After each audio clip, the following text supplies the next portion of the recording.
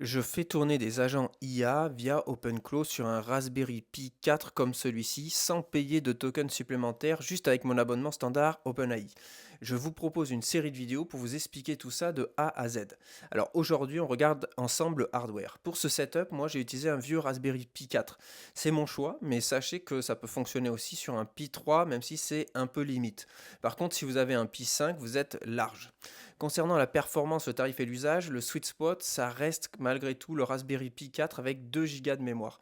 Alors justement, concernant la RAM, l'idéal ce serait 4 Go, mais ça passe sur 2 Go et ça pourrait même se tenter sur 1 Go. Car rappelons-le, le Raspberry n'est dans tout cela finalement qu'un orchestrateur de nos agents. Presque rien ne va tourner en local. Pour le refroidissement, j'utilise un dissipateur thermique. Je recommande aussi un ventilateur parce que c'est un upgrade qui sera pertinent, qui vous coûtera pas cher. Notez que si votre ventilo fait trop de bruit, vous pouvez réduire cette nuisance en le câblant sur le 3 V 3 à la place du 5 V habituel.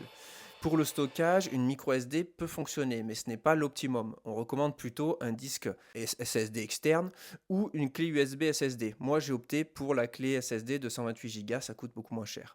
Au niveau du hard, c'est tout ce dont vous avez besoin. Pas d'écran, pas de souris, pas de clavier, un simple Raspberry Pi 4 avec 2 Go, l'alimentation officielle, une carte ou un disque SD, le dissipateur thermique et le combo boîtier-ventilo.